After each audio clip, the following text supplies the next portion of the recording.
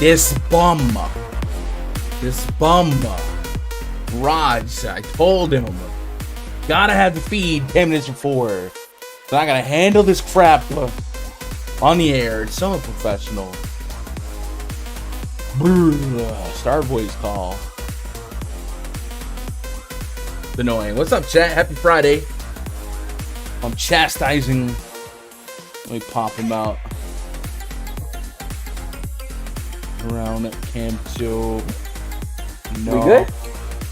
No, because I gotta set this up, you bum. My bad, getting food. I literally told you, I didn't even need you in front of the camera, dog. I just needed your feed. One of those. This guy with his guyness. All right. And you're eating? Are you kidding me? Bro. I told you. What do you mean? Like, this is not a surprise stream, Raj. What are you doing? Oh, I still got the goods with food.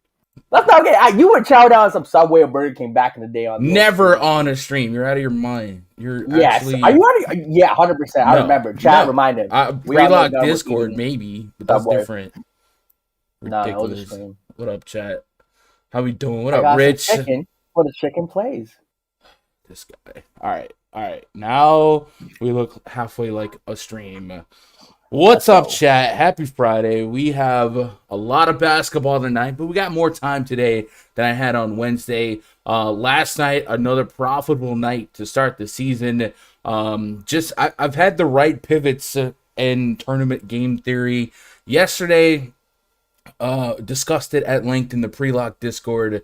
For those the Vipers that were playing, I saw the ownership projections on the Heat and the Bucks, and I was just like, well, there's not a 0% chance that the PJ Tucker, Bam Adebayo, Jimmy Butler Heat couldn't maybe contain the Bucks that were down 2 starters. So I just kind of went the other way on the Giannis Antetokounmpo ownership, and I said it over and over. My favorite correlation play on the entire slate was running Steph Curry at Paul George, and those were the top 2 scorers on the slate. So it worked out well. Not always is that going to play out. There's going to be times where the chalk hits more, but on a 3-game slate, more than your typical slate, I try to find those little wedges to be a little bit different. So turned out to be a pretty profitable night for me last night. You got that Tyler Hero 40 bomb?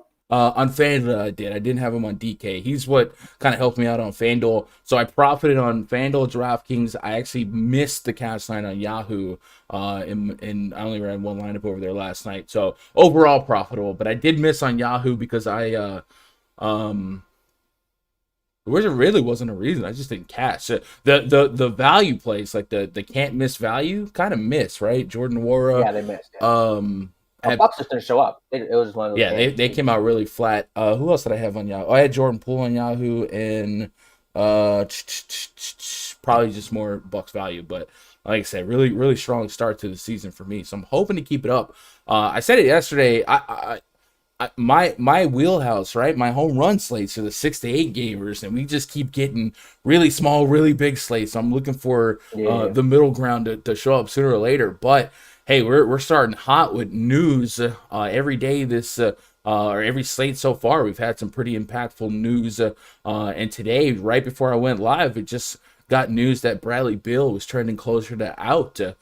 So if you guys, I'm sure every book's already kind of adjusted and compensated. But as soon as I saw that, I added everyone in the Discord and said to immediately look for some props. I didn't agree with the Wizards being favorited, period. But yeah, I might like some more weight on the Pacers side. What up, Lorenza? What up, SG? Rich says SGA's play of the slate. I love SGA's price on DK for sure. What up, Tone Loke? I only played slates of 5 games or more. I hate playing small slates. I like being able to differentiate with a lot of games. So yeah, like in theory, Rich, I agree with you. I got Paul George at 14% yesterday. Like what? Like that was. When you have a small slate with Luka, Steph, and Giannis, it makes sense. Yeah. So but and that's where I don't know. Maybe baseball's making me a little bit more contrarian than I should be, but I just thought that was like it was easily my favorite spot. PG without Kawhi, fast-paced stuff. Trey and Luka, obviously that game went a little bit different than people expected. Dallas Mavericks didn't even put up 90 points. So 2 blowouts in a competitive game. Yeah, if you had more of the competitive game, I'm not trying to victory lap wave the flag, but being able to think contrarian on a small slate can be lucrative. So maybe test the waters if you haven't.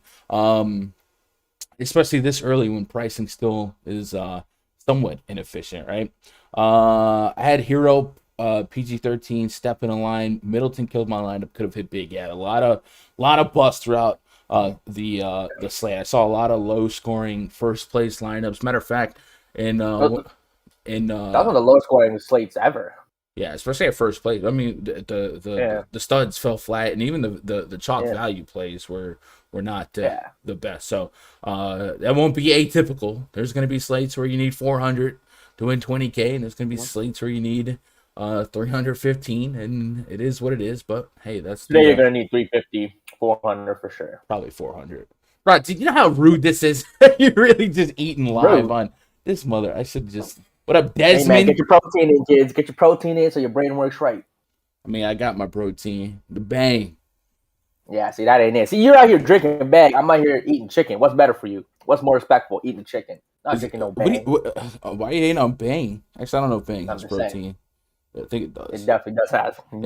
It has creatine, CoQ10. Wait, bang has creatine? Aminos. Yeah, it's no sugar. Dude, this is basically a workout supplement, bro.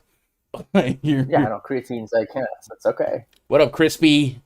I think I got a step for 35%. Yeah. I'm done. Yeah, it's about time. Anyway, there's a lot of content tonight. So pre-flop, when I was looking at today's DraftKings slate, one thing that stood out is we only had 2 guys above 10K.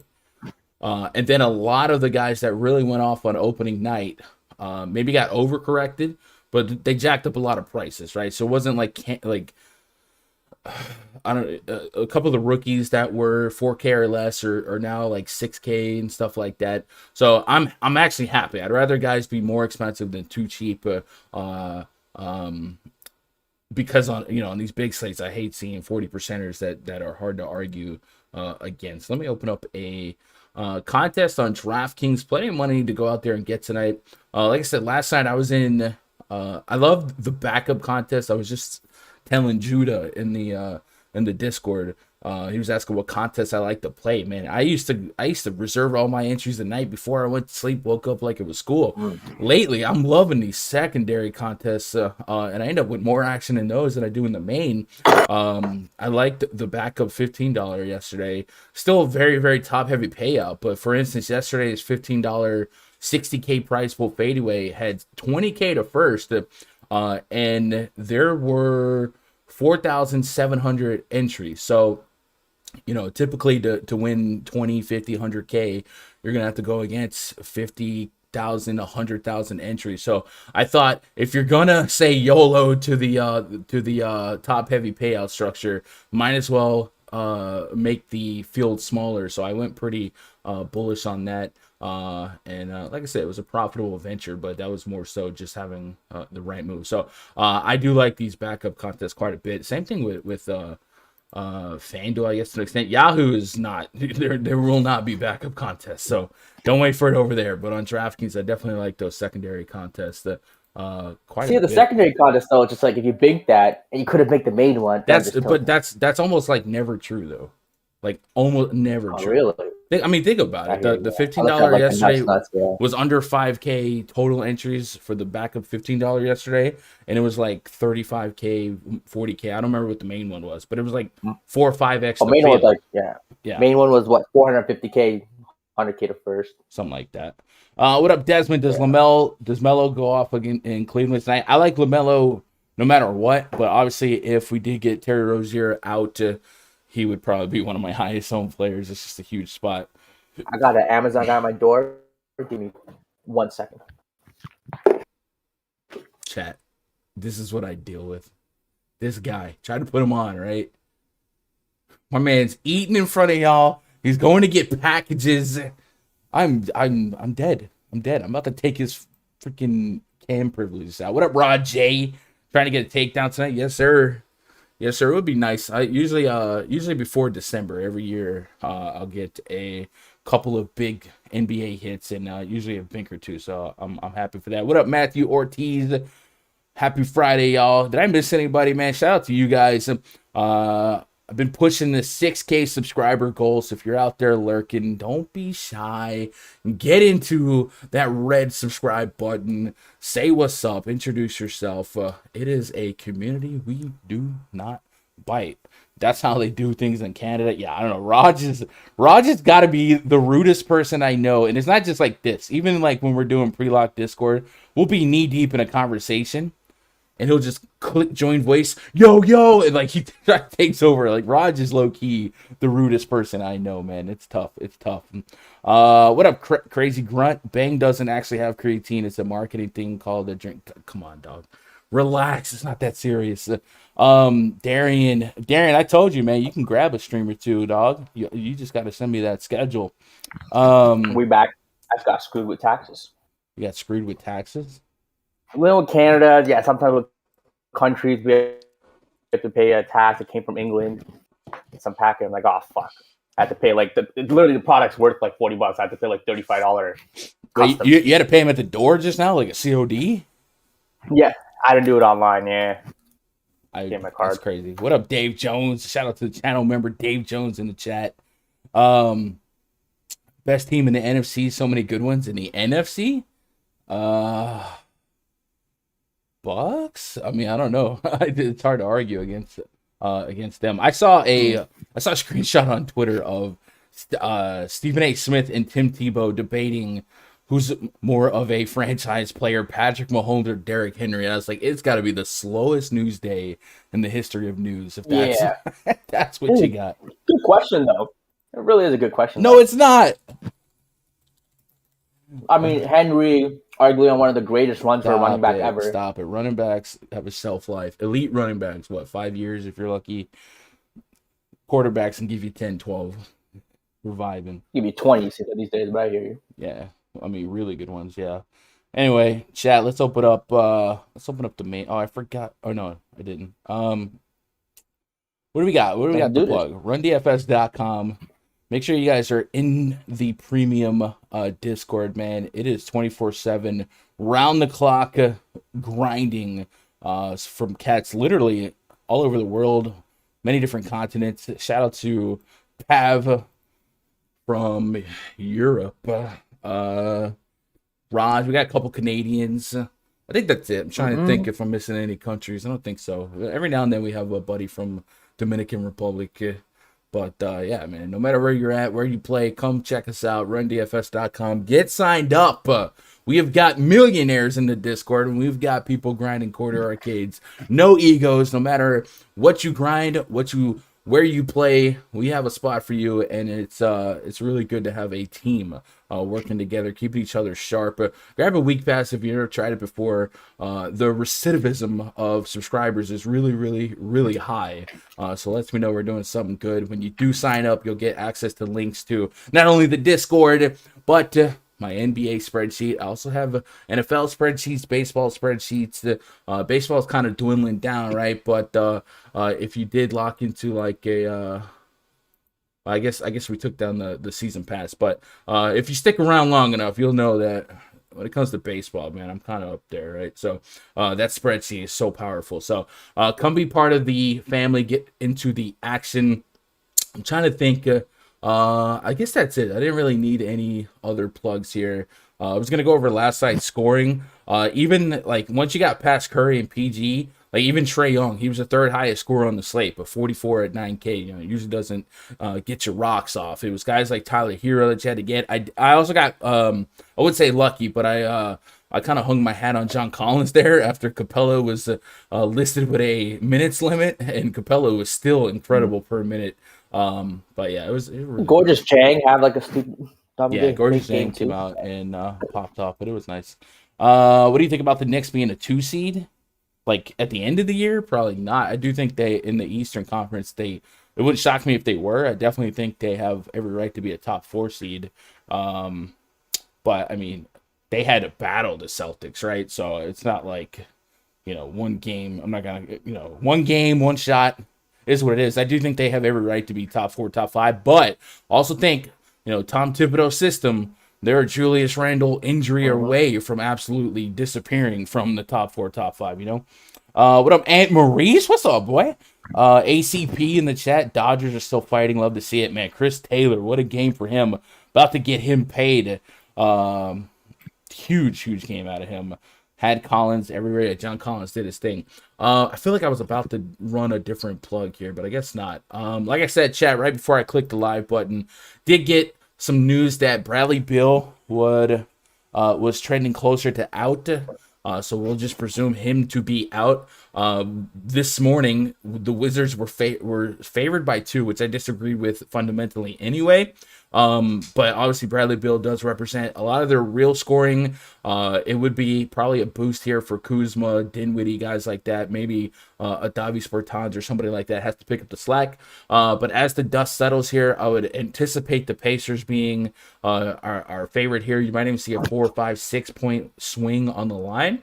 So we'll be waiting for that to adjust, and we'll try and go through that here in just a little bit. So let's pop it open. Let's get started. If you guys already have your sharp takes, your hot takes, your players from each game as we go game by game, drop your thoughts in chat. We are fully interactive, and let's win some money tonight, right? Tone Loke says, is Mo Bamba a stretch big or something? How'd he only get 4 boards in 27 minutes? That game was yucky. Him and Wendell Carter in that front court, Jakob Poeltl in that game too, is what it is. Just talking about chemistry right now in the top 4 teams. Maybe it is overreaction season after 1 to 2 games, right? But yeah, the Knicks had, they had to go down to the wire in overtime. So it was a one missed shot away on either side from a different result. So is what it is. Charlotte Hornets at the Cleveland Cavaliers. First game on the docket. Projected starting 5 for the Hornets. Raj, what are you doing? I'm right here. Your mic is making I'm really right here. Oh. Look, that's my sweater. Right, this is ridiculous. Like, it's actually ridiculous. Bruh. Projected starting five for the Hornets: LaMelo Ball, Terry Rozier, Gordon Hayward, P.J. Washington, and Mason Plumlee, taking on Darius Garland, Colin Sexton, Larry Marketing, Evan Mobley, and Jarrett Allen. News to watch from this side: Terry Rozier, who did not play on opening night, still carrying a questionable tag. I'll see if I can get an update on my injury report on my other screen. He's got a Q tag based on a left ankle sprain. He said after shooting around that he is 98% sure he will play Friday versus the Cavs. So if he plays, it might add a little bit more volatility to the floor to ceiling of Hayward and LaMelo Ball. But I'm going to be real with you guys. I think LaMelo Ball is a do-it-all kind of guy, and I still think he's a little bit too cheap, especially on a team that no longer has Devontae Graham, no longer has Malik Monk. You give me 30, 35 minutes of LaMelo Ball in a competitive basketball game, I do think he's going to be a triple-double threat every single night. So I still think at 8K-ish on both sites, I'm going to be pretty interested in LaMelo. This is going to be a slower pace game more than likely, but it does give us a sizable total of 225.5. So LaMelo Ball does strike me as someone to get behind. Last year, the Cavs, despite operating at a sub 98 pace rating, they did allow an elevated amount of points via the three ball. We know Terry Rozier will get really crazy with it. He can chuck 5 to 10 shots from behind the arc. So at sub 7K pricing on him, he's intriguing in tournaments. I think about that $6,800 price range right now on DraftKings. And I remember two names, Raj. One, Fred VanVleet, your boy. He is on the south side of 7K. He's listed at 6,900. And then SGA in the guard spot, from what I remember this morning, yeah, he's listed at 6,700. So I would assume that Rozier carries lower ownership than those two, and maybe if you really wanted to get crazy in tournaments, Rozier over them. And Rozier, every now and then, he'll drop you those 40-plus fantasy point games. So might be something to scratch down in mass entry fields, right? On the Cavs side, Evan Mobley, I think, is somebody worth looking at because we have to decide what's real and what's fake. I don't know if DraftKings updated game logs yet. They did. He played 38 minutes on opening night against the Memphis Grizzlies, dropped 41 fantasy points. So do you expect Evan Mobley to be a 38-minute per game type of player? I would assume, like, no, all right? I don't expect anyone. But that's one of those potential overcorrection spots where he was too cheap on opening night, and now maybe at 61 to 6,900. Too expensive. Maybe, right? Looking at that minute rotation, he played dang near the entire second half, had a large minute rotation in the first half. Kevin Love only played 17 minutes. Jarrett Allen played 28 minutes, only had one foul. So, I don't know if they just thought he was the freshest legs or the best part of that matchup. But if he's going to get a shot at being a 34, 35 minute, there's two ways to think about it. One, maybe they overcorrected his price point. Two, maybe he's on his way to being, a 7.5K player. So I think I'm on the wait and see since it's such a big slate. But the Hornets front court has been perennially a plus matchup. We saw Miles Turner, Domantas Sabonis per minute do just fine. So maybe Mobley has a little bit of overthinking associated with him. I put him for 36 minutes, right? Didn't quite give him the 38. And it gave me a little bit over a point per minute, just shy of over a point per minute.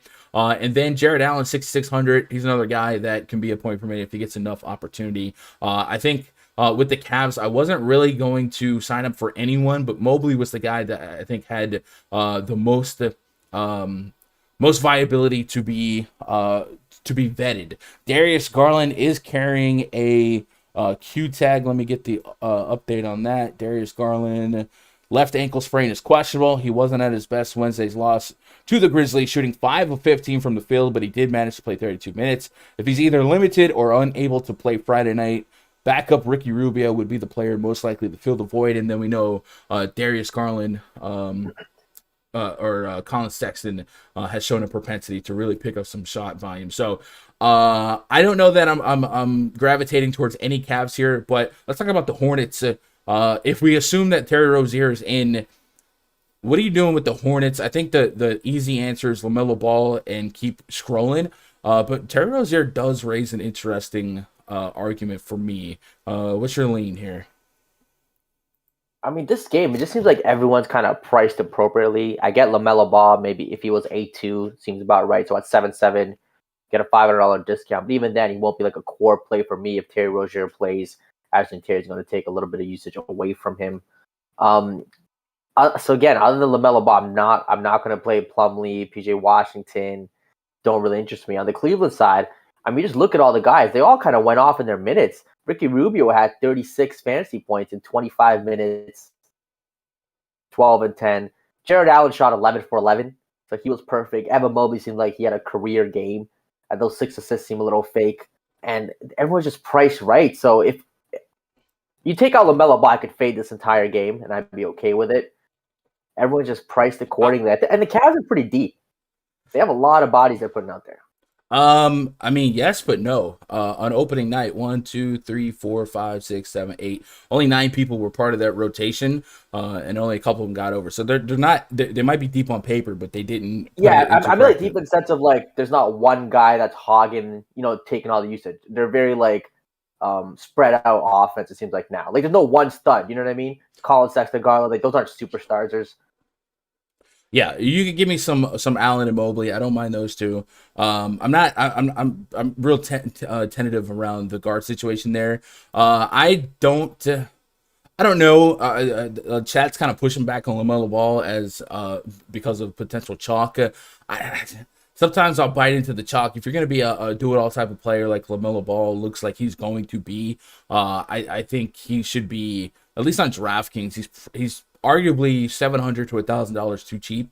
So I might just bite the chalk. But if it got a little bit aggressive, considering how many games are on the slate, I might in single entry go the other way. But it just seems like a really strong matchup. The Cavs have been bleeding fantasy points to opposing guards in the last couple seasons, and I don't really see any way that stops now, especially given us with us given the total. Sean says, I remember playing Rozier at 3% ownership in Cleveland. He dropped like 55. Always smokes Cavs in Cleveland. Yeah, the Cavs have been really bad against guards. Like I said, bleeding points via the 3-ball. You mentioned Jared Allen's shot percentage. I mean, this guy's basically a dunk first, dunk only type of guy. And he's always also going to give us block potential. Now, Plumlee's a little bit different in that front court, but outside of him, it's still a pretty undersized team, and Jared Allen can rack up those blocks at 7,400 on FanDuel. I feel like it's a strong price to ask for, but much is lost in Mobley's production. But Jared Allen had a really nice game for fantasy on opening night as well. 48 FanDuel points, 43 DraftKings points. So if we put him at 6,600, he has a chance to really pay off that price point. Maybe 8x return his salary ask.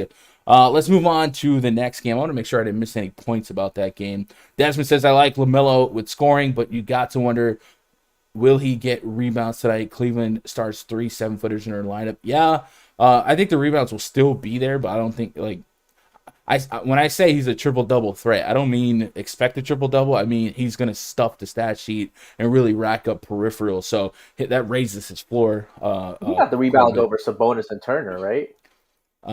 Yeah, he also only played like 28 minutes that game, right? Wow. Plumlee today can Jared Allen away from the basket. Yeah. Hayward always goes off on the Cavs if I'm not mistaken. Okay. All this BVP. Pacers next game. Yeah, Pacers at the Orlando Magic. Project starting 5. Wait, what am I saying? The New York Knicks at the Orlando Magic. Kemba Walker, Evan Fournier, R.J. Barrett, Julius Randle, and resting Mitch face.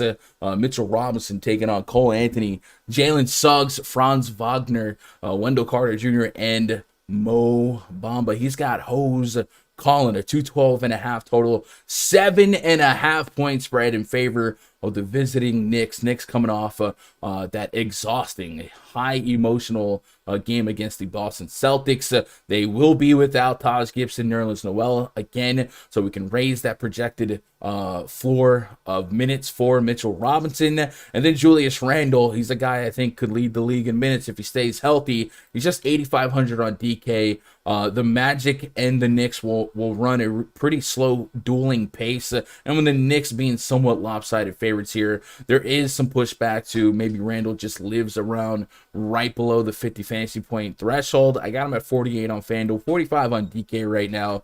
Evan Fournier is kind of a cute play coming back to Orlando. Maybe a little bit of narrative, a couple extra passes go his way, coming off a career high in real points scored. But we know Fournier is always going to be a pretty volatile play, and it's his ceiling is going to be contingent on his real points scored. I do think process-wise, you take out the narrative and perhaps take out the high minute expectation for Julius Randle. With this game being as slow pace as the metrics kind of suggest it will be, would you have any pushback on completely removing this game from your player pool, or do you gotta have some Randle and Mitchell Robinson? Robinson, of course, a guy that we won't always get to play if Noel and Gibson are coming off the bench.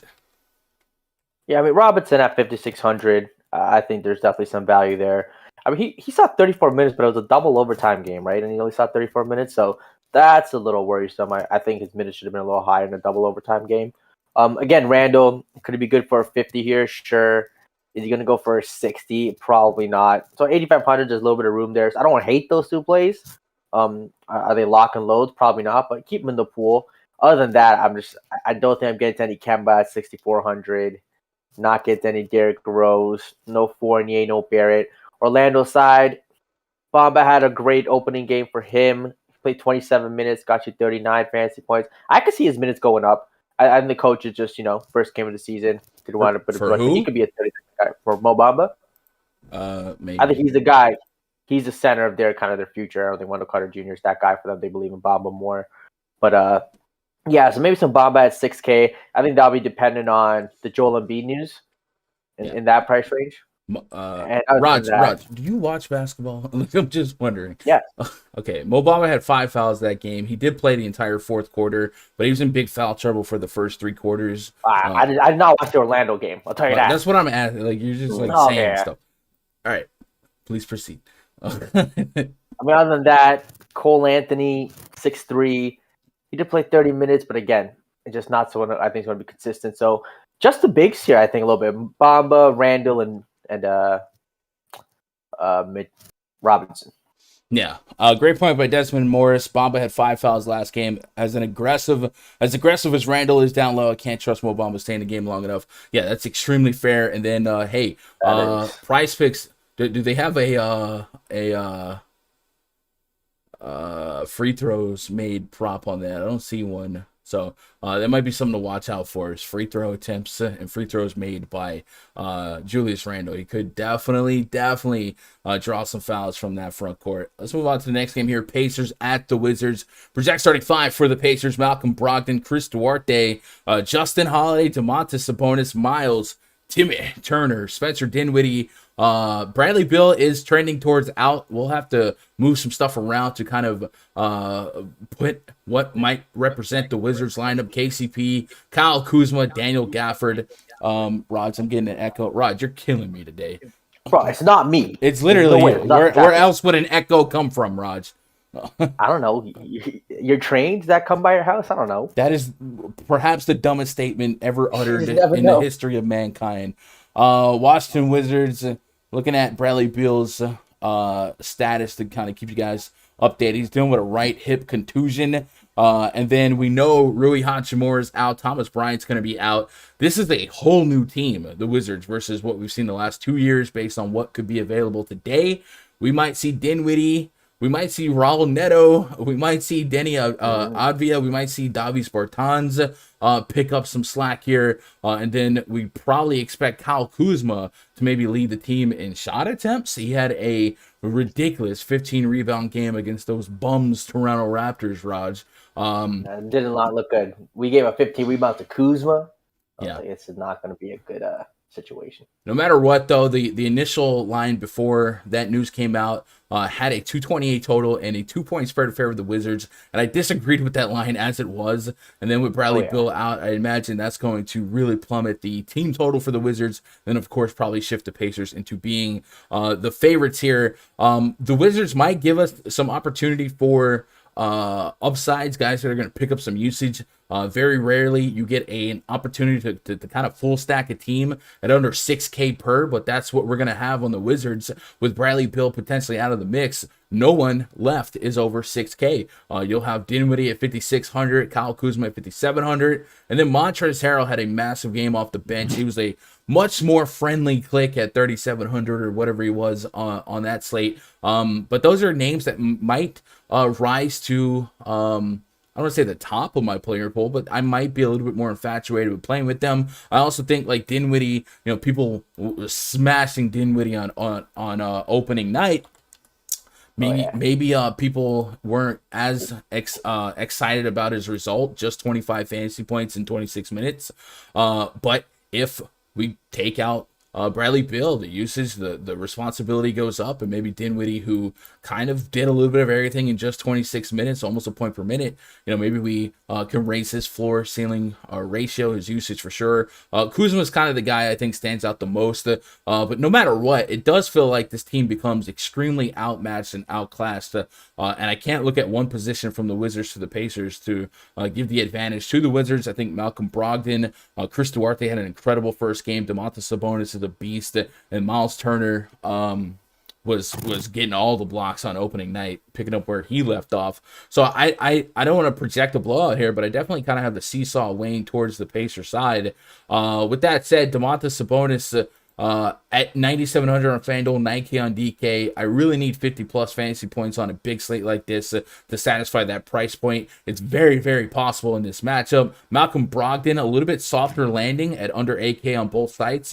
If we watch the Newswire with Jeremy Lamb and Justin Holiday carrying Q tags, if either one of those or both of those guys were to not play this game, I absolutely would probably be very interested in Brogdon as a play. Lamb is dealing with a sore right wrist, and Justin Holiday is dealing with a left ankle sprain. He is listed as probable, but so far we've seen probable be a little bit shaky. And then, of course, that might be a spot where, kind of like we talked about Mobley, is Chris Duarte was the overcompensated for? Like, did DraftKings overcompensate his price?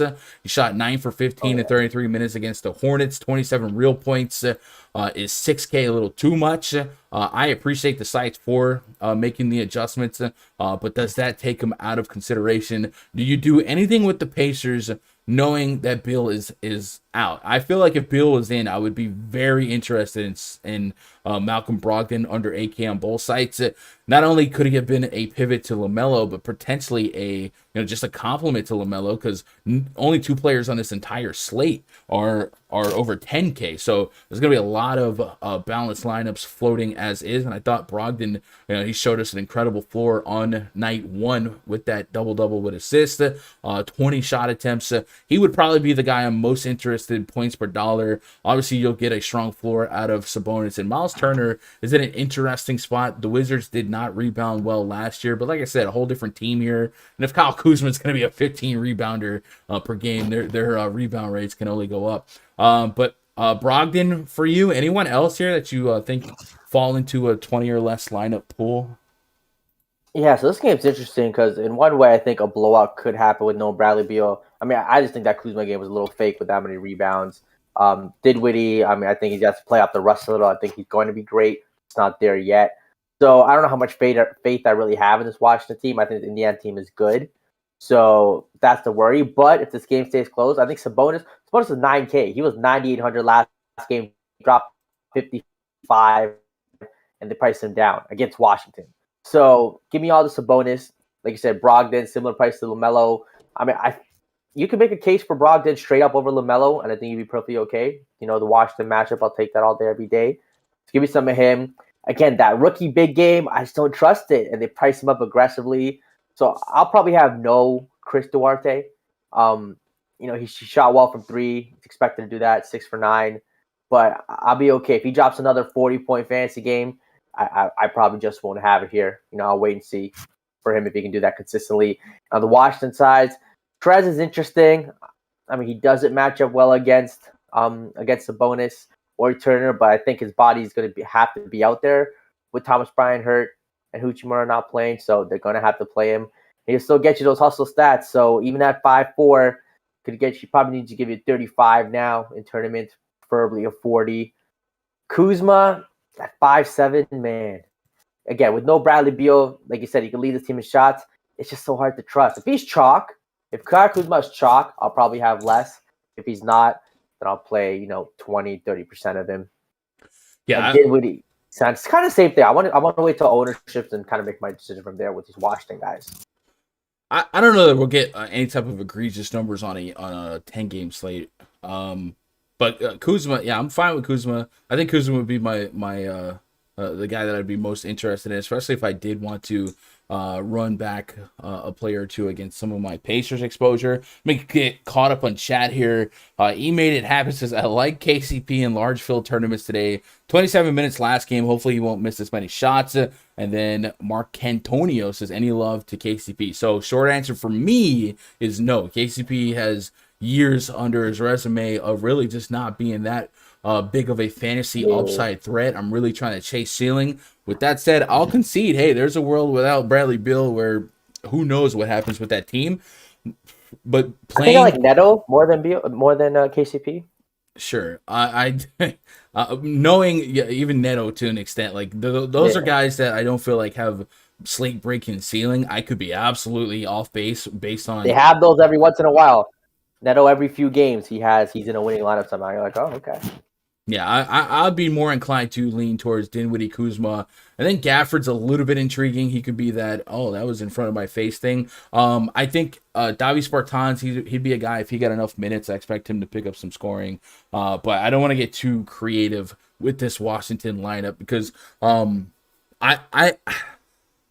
don't know that I'm not gonna say they're gonna be a good defense.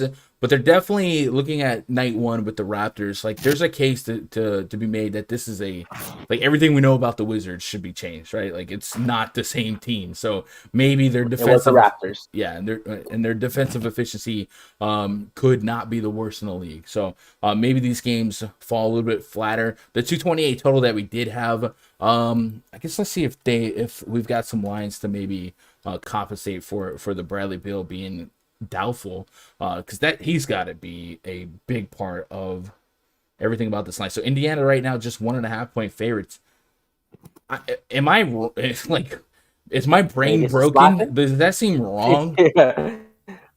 If Bradley Beal is doubtful, I think it should be like an 8-point spread. I mean, 8's aggressive, but 1.5. You're telling me a buck? I'd take the money line on the Pacers all day here. So I don't know. Maybe I'm wrong. Maybe I'm overvaluing the Pacers, but in my mind, the Pacers are really a decent team, and the Wizards have a lot to prove.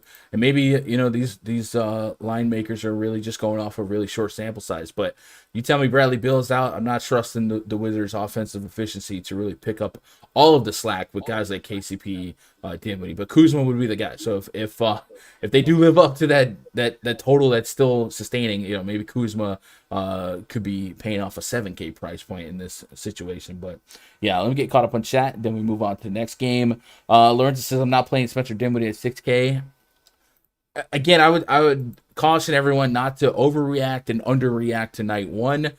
Per minute, Dinwiddie was just fine efficiency-wise from a fantasy perspective.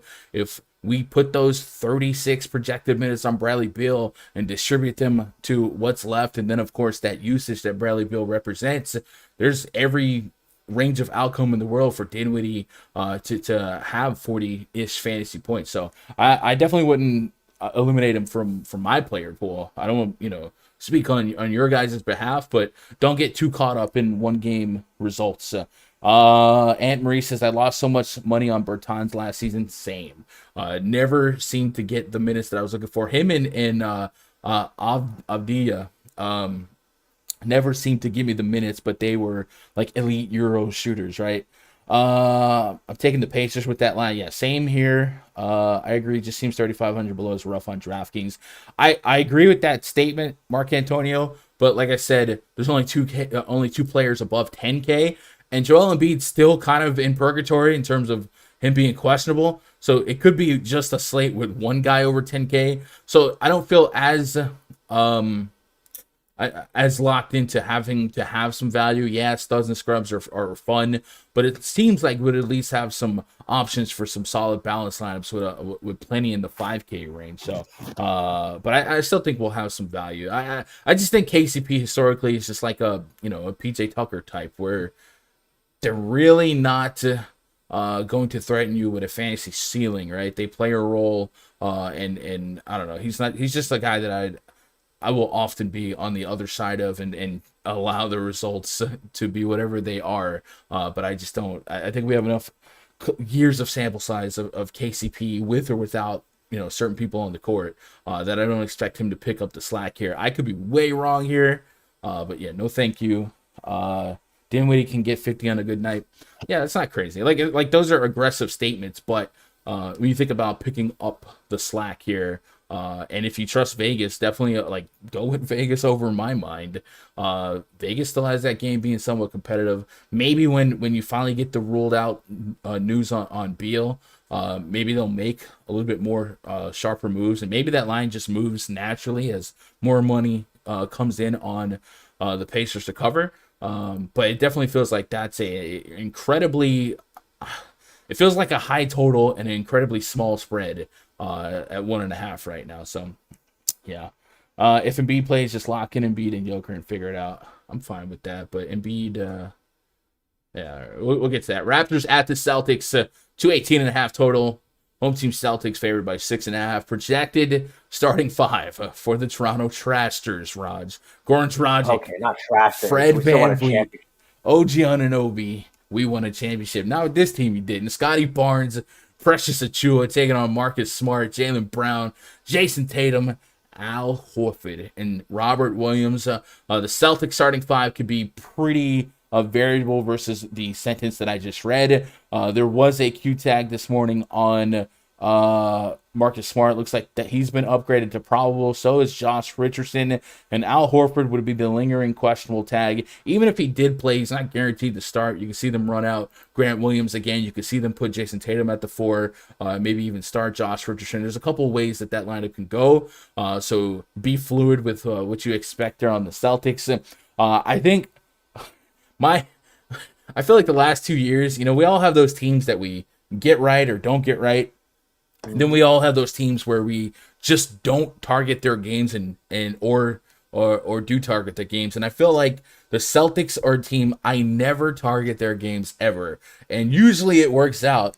But every now and then it's going to blow up in my face. So when the Knicks and the Celtics collided and you gave me Jaylen Brown coming off with the Rona with conditioning questions and the fact that both those teams projected to be lower in pace, stronger in defense, I avoided that completely, and it blew up my face. Yeah, I mean, but even in regulation, Jaylen Brown was breaking the slate. So I like my stubbornness. I'm probably gonna maintain my stance on not really going crazy with Celtic exposure. I feel like a fully operational Brad Stevens team is going to be somewhat balanced. However, yeah, there's going to be nights where that screws me. Against this Raptors team that did not look very, very efficient offensively in their opening night, Celtics getting their home opener. If they're healthy here, Josh Richardson does represent a decent chunk of minutes, some usage. If Horford was in the rotation, I wouldn't feel inclined to play Grant Williams. I do think the guy that would stand out the most for me is probably Robert Williams, right? 6,200 on DraftKings. The Time Lord absolutely can overperform per minute, points per minute wise. I got him at 28 minutes right now. It's coming out just about a point per minute.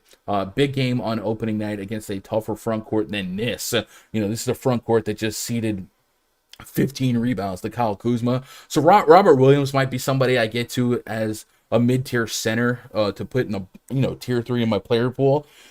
But I don't think I'm going to, I think it's just a Gundacker stance this season that I'm not going to get crazy with the Celtics. Do you disagree with that? And do you have any redemption seeking in the Raptors today. The only case I could make for the Raptors was that I don't recall seeing Fred VanVleet this cheap, especially considering the potential amount of minutes that he might play. Yep. But Scotty Barnes didn't wow me in opening night. I guess Precious Achiuwa is still kind of cheap for his DK price. But this does feel like I'm a spot where I could X out the game. But I guess Fred VanVleet, he's the guy I wouldn't hate you guys for playing at 6,900. What do you do with VanVleet? And then remember in context that Shai Gilgeous-Alexander is under 7K. And I think we said Terry Rozier, right? Also in that price range. So what's the biased Canadian take here? Fred VanVleet, 6,900. He shot 5 for 20. Had 26 fantasy points, 12 points, 4 assists, 3 rebounds. He's not shooting that bad again. Teammate, OG Anunoby. He played 34 minutes, shot 3 for 17, got 10 rebounds, 11 points. He's not shooting that bad again. He got 32 fantasy points, 6-2. This is a spot you go right back to the Raptors here. They just had a bad shooting night. Happened. You saw what happened to the Bucks last night. It happens to the best of them. Fred VanVleet's not going to shoot 5 for 20 again. OG Anunoby is not going to shoot 3 for 17. Those guys are chucking. Those are the two guys who are probably going to lead this team in shots. So if you want to pair those guys up, bring them back with some Time Lord, and you want to flip a coin between Tatum and Brown, I think this would be Tatum's turn, just because Brown had the big game last time. And at 8-8, with the rebounding problems that the Raptors showed clearly with Kuzma, I see Tatum having a 30-10 game, throwing some assists and blocks. Again, like I said, Robert Williams, he could get his blocks here, get his rebounds. So a mini game stack here, I think, is actually the way to go, especially in tournaments. People will be down on the Raptors against Boston. But I think OG and Fred VanVleet are very underpriced. I mean, those guys together, I think both those guys have 40, 50 point upside, 6,900, 62. So for what? For 12, for 13-1, you can. Did I lose you? Did he freeze? Chat, am I still alive? He's just frozen on my screen. But I think we're still alive. Let me look. Boom, boom, boom. Here. Let me see. Type here. Alright, I think his Canadian McDonald's Wi-Fi went down. It's alright. He was spewing some dumb stuff anyway. Desmond says, I hear Horford is playing tonight. You think that it will take a lot of minutes away from the Time Lord? I don't think it'll take a lot of minutes. Remember, Horford is dealing with conditioning, right? Like he has to be conditioned to NBA level of minutes. I think he would be in front of Enes Kanter, who didn't play opening night anyway, and then maybe he would eat into Grant Williams a little bit. I didn't put a ton of minutes on Robert Williams as it is. 28, I think that's very reasonable.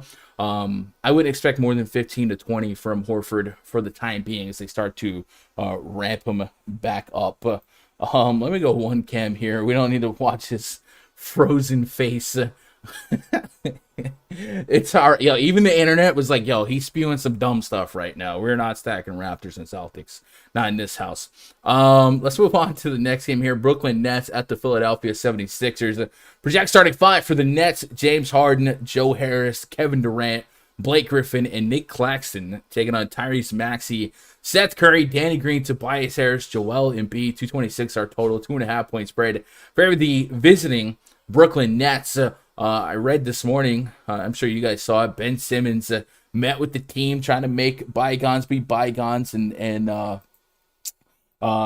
maybe make up for some of the distraction he's caused last couple days. Tobias Harris tweeted in support of him.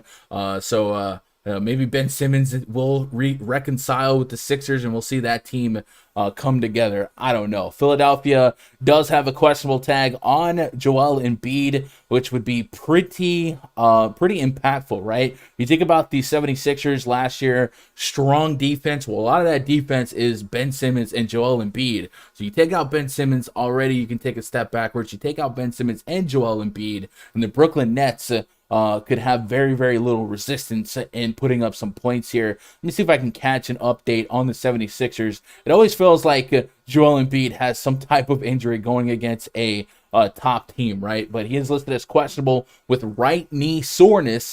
Embiid is always dealing with some sort of ailment that will have him pop up on the injury report. but we're not too concerned with the sore knee. We'll have a better idea as the following shoot around. That was from NBA Injury Report on NBC Sports Edge. So keep an eye on that. If Embiid is unable to go, you'd probably expect shooters to have to shoot, right? Tyrese Maxey, Seth Curry, and then Tobias Harris would be guys that I would expect from a real life standpoint to make up some scoring. And it would open up an incredible opportunity for Andre Drummond, who had a huge opening night from a fantasy perspective. 19 minutes, 17 rebounds. Do you know how dumb that is? With 2 blocks and 2 steals, 37 fantasy points. So obviously that's maybe more ceiling style production per minute. But Drummond at 5,500, would be a spot where I'd be willing to pay 8+K for him if you told me there's no Drummond. And yeah, he would probably become one of my highest owned players from a per dollar standpoint. And if Embiid's in, it does make you wonder if Embiid is worth playing here, because Embiid per minute in that game, they got a little bit lopsided against the Pelicans. 26 minutes, he dropped 41, right? We looked at him without Ben Simmons last year. He's a guy that can put up 1.5, 1.7 fantasy points per minute without Ben Simmons. And if the game doesn't blow out, Embiid was well on his way to 50, 60 plus. So don't mind firing him back up, but it is what it is. I just got Raj is back. All right, let's bring him back in. Pop it out. Okay, I'm back.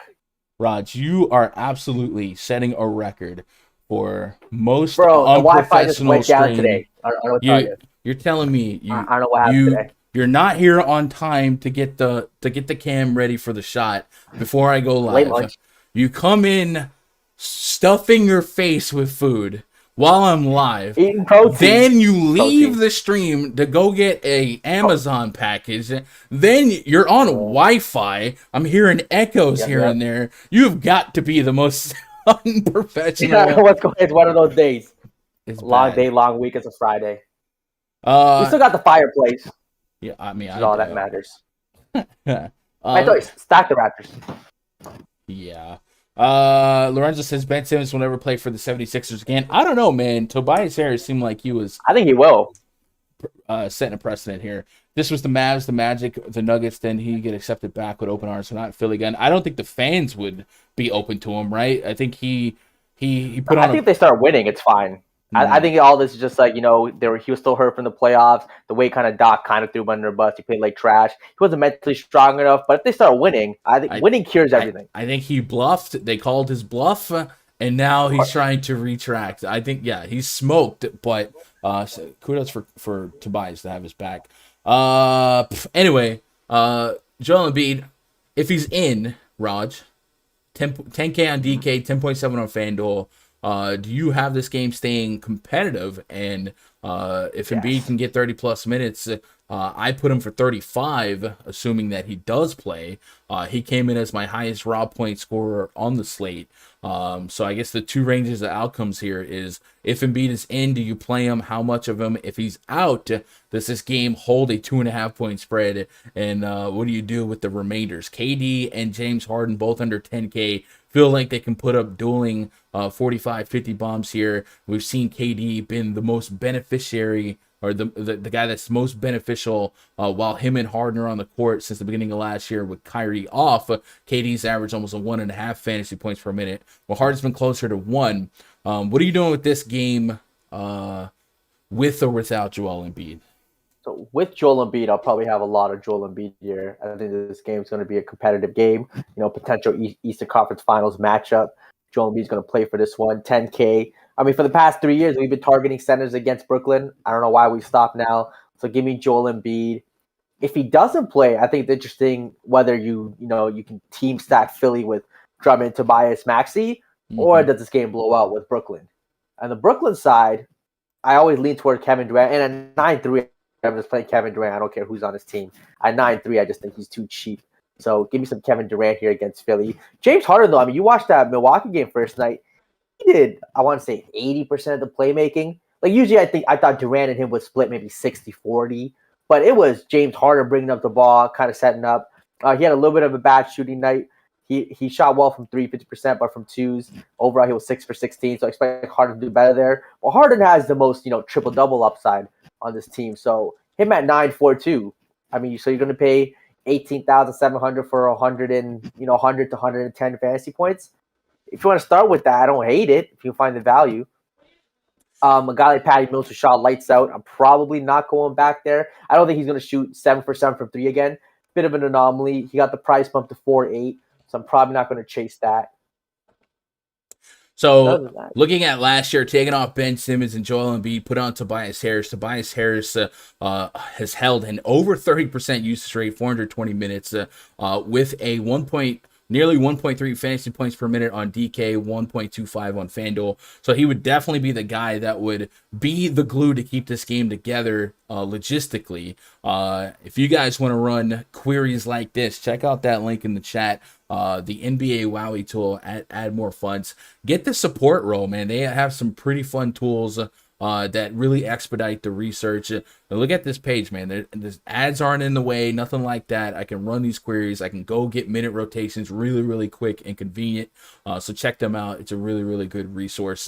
But yeah, Tobias Harris would be the guy that I think that would have to keep that game together. And then the Brooklyn Nets, keep an eye on that front court. We saw Nick Claxton start on opening night. I do think that could be a fluid situation for Steve Nash. You could see situations night to night where Blake Griffin, LaMarcus Aldridge, Nick Claxton, Paul Millsap all kind of rotate their involvement. Patty Mills, you mentioned, could be one of the front runners for Sixth Man of the Year. I do think he was shooting a little insanely, right? He was just on fire. I think what did he hit? 7 from downtown. Yeah, probably not going to hold 100% 3-point shooting percentage. So yeah, we got a little bit lucky there. I'm cool with cashing out the money. Would like to see more peripherals from guys that are closer to 5K. And at this point, at that price point, it just becomes a little bit closer to like a Joe Harris, where you're going to need 20 plus real points for him to be a viable play. So I'm not likely to be bullish there. But yeah, Joel Embiid news is definitely something that could shape this slate pretty with a pretty impactful implication if he is out. Let's get caught up on chat here. Desmond says, yeah, Tobias is a legit Christian dude. He walks in the faith. Shout out to Toby and Bobby, man. One of my favorites combos. Brody Mollinger says, Tobias has always seemed like one of the nicest NBA players. Completely agree. I love Tobias Harris. Lawrence said we should have the same take from last year and only Harden and Durant. I'm stacking them with Patty Mills. This might be a Bruce Brown game. This might be a Bruce Brown. Stop it. In this house, we do not play Bruce Brown. Let the field load up on 40% Bruce Brown. We don't do that. That was aggressive. What did Bruce Brown do to you? What do you mean? He's just not. I mean, I get it. Yeah, no, he's not a guy. Bruce Brown is one of those. He's relevant on the Pistons when he has to play 38 minutes, or when there's no studs on the court. Get him the freak out. He's the fifth option. He's relevant the last day of the season when everyone rests. He was the worst chalk I've ever seen in my life. Anyway, let's move on to the next game. New Orleans Pelicans at the Chicago Bulls. Project starting 5 for the Pelicans. Devontae, Moonlight, Graham, Nickeil Alexander-Walker. I got Garrett Temple for now based on the Josh Hart being out news. That could go several different ways. We see guys like Najee Marshall, Kira Lewis benefit from that. Brandon Ingram, Jonas Valanciunas taking on Lonzo Ball, Zach LaVine, DeMar DeRozan. When he shoots it, it goes in. Patrick Williams and Nikola Vucevic, 2-2-2, and another 1-2 is our total. And the home team, Chicago Bulls, favored by 6. On opening night, I thought the Bulls collectively were kind of overpriced to feel comfortable about guys individually. Game 2, I feel a little bit differently. They feel a little bit more stackable, but individually, I could see revenge game Lonzo Ball paying off the $6,600 price tag. I can see Zach LaVine curtain calling. What did he have? 50 bomb on opening night. Let's pull that up. At 8K, I'm looking for the north side of 40 fantasy points. He They opened all the got season. cheaper. So weird. Yeah, and now he's got 50 plus fantasy, or he had 50 plus fantasy points on opening night. I only need 40 plus to feel like I'm getting a solid deal. And then Vucevic, he had like a double in like 10 minutes or something stupid like that, right? And he's at 7,800, so I only need 40 plus out of him. And I feel like this team's a little bit more stackable at these prices, so I probably won't feel this way long term. I thought they would kind of lower each other's ceiling, but right now I feel like there's a world where these price points, these dogs can hunt. So I do like a little bit of exposure of Bulls. Maybe I set a rule to make sure I don't have more than 2 Bulls in a lineup. I think DeRozan's my odd man out, but Levine, Lonzo, and Vucevic individually, yeah, you can give me some of that. And Lonzo Ball at 6,600. You know, we're not narrative people here, right? But there's a little bit of a narrative here going against some of your old teammates. You play a little extra with Josh Hart being out, Zion Williamson being out. We would expect a high floor of minutes for guys like Brandon Ingram. Jonas Valanciunas is 6,500 on FanDuel. Definitely a price point where he can overperform that one. I actually got him at about 40 fantasy points on FanDuel, so that's probably one of the more incredible value plays based on my value chart. And then we might be able to raise the minutes on floor on raise the minute floor on guys like Najee Marshall, guys like Trey Murphy. None of those which excite me, but there is a path to a high amount of minutes at not crazy prices. And then NAW at 5,700 on FanDuel, 6,500 on DK. He might be one of those, oh yeah, he's kind of good at basketball plays at the end of the night. Let's see, I'll type Nickel. There we go. I just put Walker and there was like not what I was hoping for. Yeah. He took 16 shots on opening night, a couple of peripherals, 36 fantasy points. Remember that game got lopsided. I guess we'll go look at the rotations because the Sixers put him down pretty early. So let's pull up the Pelicans rotations. Nolan's Zach is going to go off again. You like that? Could be that play. I think the first game was to get the new comfortable. Y'all, what a pinstripe pimp. No Bruce Brown. Yeah, no Bruce. Not in this house. God dang it. Maybe when people start getting out, but Bruce Brown definitely one of those guys.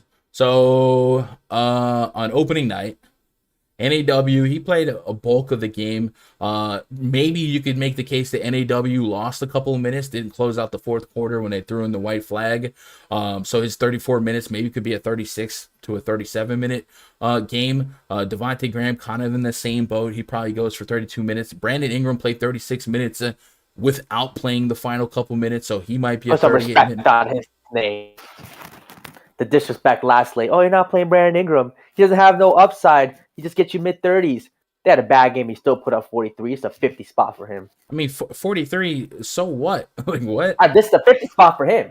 That was a bad game for him. Could be. I mean, I'm a believer in this Bulls team defense, so like I'm not excited about Brandon Ingram's price point. Oh, you're missing out. I don't know what. How is 40? This is the best game of the slate. This is the team. Jonas Valanciunas, 7,200. He shot 3 for 19, played 30 minutes, and gave you 30 fantasy points. He's not shooting 3 for 19 again. Probably going to shoot 10 for 19 and give you a 50 bomb. This is the best game on the slate, chat. This is the game you stack everyone at their prices.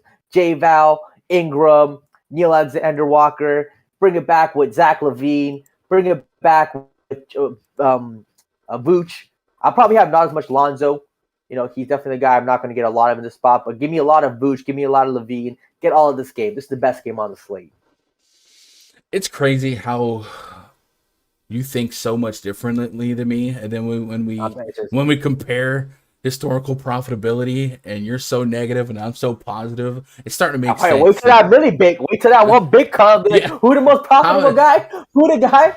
Wait till that Millie big comes. It's gonna be a different conversation. Yeah. Okay. So 6,600 Lonzo Ball against his old shower buddies. That's your least favorite play in the game? No, I think just because of that position. No, it's just that position-wise. When I really like Van Vliet, you got the Brogdon, you got the LaMelos. It's just a position thing. Your mind is so weird. Yeah, no, I like Lonzo. Might be my favorite play. For him to be your least favorite play, I don't know. What was his usage first game? Just out of curiosity. I know it's one game sample size, but like Levine was doing some ball handling. DeRozan too. Man, my Slack notifications going off. Apparently PrizePicks is just opened up in the state of Maryland. So all you DC players, get up in there. What up, Mike? Love thyself. You can definitely stack this game, but it's not optimal. I think he's undervaluing the Bulls defense. I think the Bulls defense will be pretty good. I don't think the pace is going to be anything spectacular. I mean, Vooch is a negative defender. I got based on what? DeRozan. What do you mean?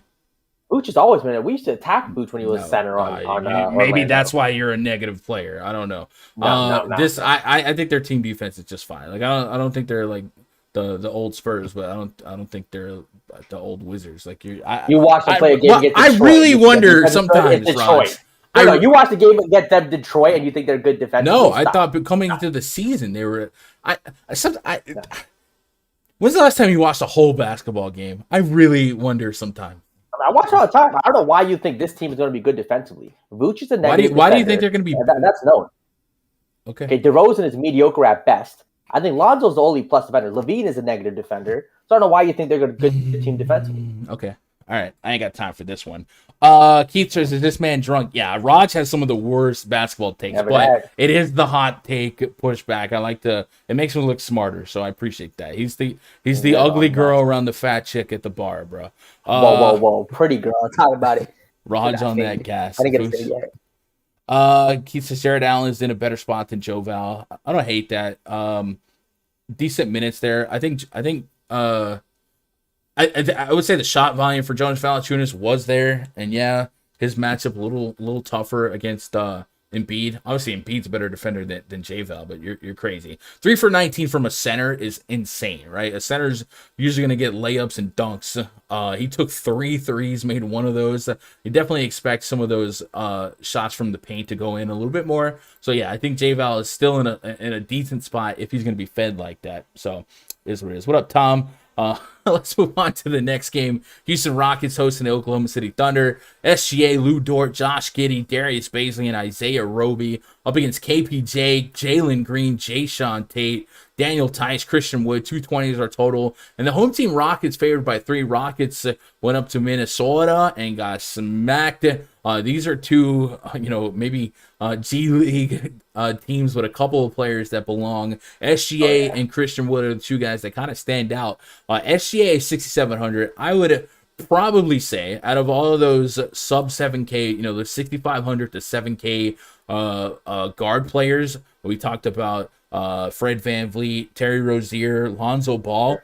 SGA feels like my favorite option at that price point. I will never judge a man for going into Utah and not doing great fantasy-wise. I do think at Utah to Houston has got to be one of the most generous upgrades in matchups game to game. So you can give me sub 7K SGA, and sometimes when I get in a position like this, I ask myself, what's the most I would pay for SGA in this spot today? And I feel like 8K SGA would be something I would play somewhat confidently. I put him for 33 minutes. It shot me over 40 fantasy points on both Fanduel and DraftKings. DraftKings feels a little bit more welcoming since he's on the south side of 7K. So yeah, SGA, yes sir. I don't have a lot of interest in the rest of this Thunder team, but price-wise, you can definitely make cases for a guy like Darius Bazley getting there in 30 minutes. I don't think I'm there on Dort. Josh Giddey's still 4,100. You might expect him to evolve even more as a player. Some people were on him on opening night. And then on the Rocket side, KPJ and Christian Wood. So KPJ on FanDuel, I like his price point at 6K. It's spit back over 6x value, and then he, I believe, is small forward eligible still, right? Yeah, Kevin Porter is small forward point guard eligible, so you can kind of beef up the floor of a small forward spot by putting in KPJ. So I do like him on FanDuel as a play. And then Christian Wood, 8,100 on FanDuel, but 7,100 on DraftKings. I got a $1,000 discount. I definitely think he would be a guy that I don't hate time to time getting over 8K on him. So I do think there's some potential room for value out of these price points. SGA on DK, Kevin Porter on FanDuel, and Christian Wood on DraftKings are the 3 most staggering names. Is there anybody I missed there, Roz, that you would be interested in? I mean, no, it's a good game environment fantasy wise. I just think it's two bad teams going at it. Should be some high scores. Chalk SG again, the big side out Chalky will be, but if he gets popular, I feel like he never works out. He can get you 30, which is fine. But at 6,700 against Houston, I definitely see the upside there. Even a guy like Dort, bar him up last late, shot 2 for No, 10, stop. 30 minutes. Stop trying to make Lou Dort a thing. Just leave it alone.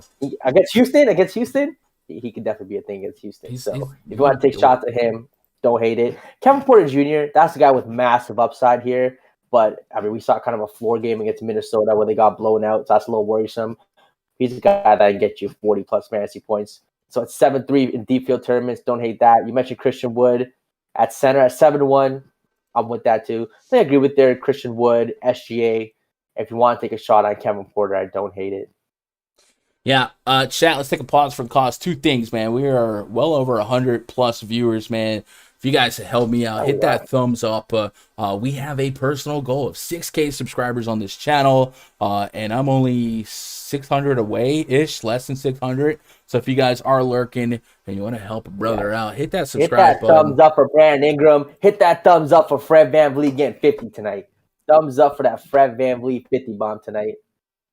And then, if you are looking to further diversify your daily portfolio and reward that research you're already doing, especially if you're researching Fanduel or Yahoo and you haven't tried PrizePicks, go check them out. Another way to support the stream without opening your wallet but still getting some action, go to prizepicks.com, sign up using code Gundacker, and they're going to hit you with a solid, is it PP? They're gonna double your first deposit up to $100. So say, all right, Gun, I'll throw $20 over there, see what's up. They're gonna turn it into $40 instantly, and then you can simplify DFS, man. Bet against the projection. You're not going against sharks with 150 lines. You're not going to lose out because some third string shooting guard shot 7 for 7, and all you gotta do is see the line that they put. And they put several props that you can bet against: real points, rebounds, assists, sometimes free throws made. Free throws made is there now. Fantasy score projections. That's one of my favorites because we're already researching for FanDuel. It's the same scoring. So guys that you like on FanDuel that maybe you are bullish on FanDuel, or even if you're not bullish on, you think he's over projecting, you can bet against it. Or guys that you just can't get to because of their price.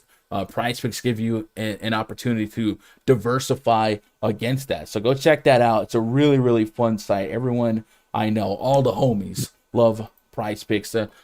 And free throws made just got posted. The one that was interesting to me, we talked about it, Julius Randle. He's at 5 free throws made. Based on the amount of minutes that he plays, his usage, and his shot volume. And we saw Mo Bamba get into incredible foul trouble. He had 5 fouls in his first 20-ish minutes. Julius Randle had 8 free throw attempts. He was perfect from the free throw line. I'm kind of interested in 5 free throws made.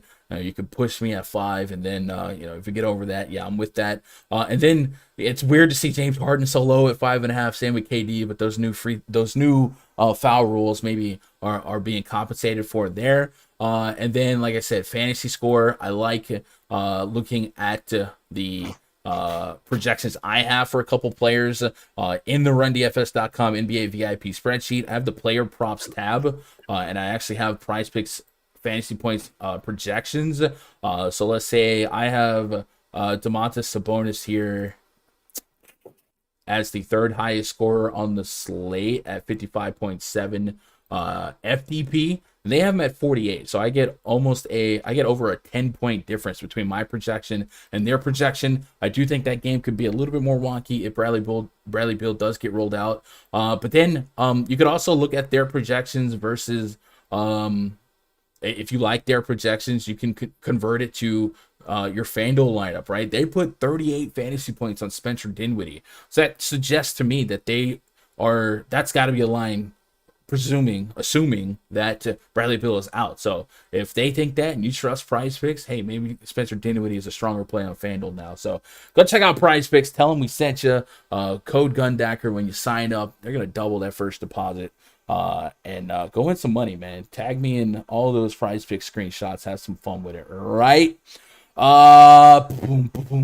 Let's move on to The next game here, Denver Nuggets hosting the San Antonio Spurs, right? We did that game, yeah. Project starting five for the Spurs, Dejounte Murray, Derek White, Dougie McBuckets, Keldon Johnson, and Jakob Poeltl.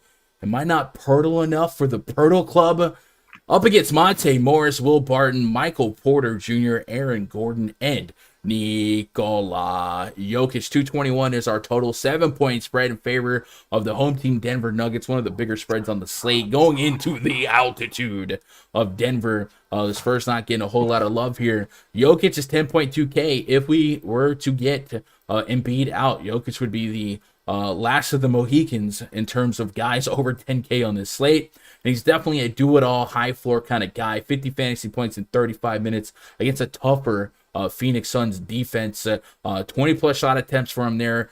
10-plus rebounds. Only 2 assists. 2 assists is usually on the low end for what we expect from Jokic. So he would definitely be a high-floor, high-ceiling guy. No matter what, you'd be wrestling with the potential lopsided game here. But he definitely strikes me as one of the fun, high-floor, high-ceiling guys later in the night to kind of keep the lineups moving up.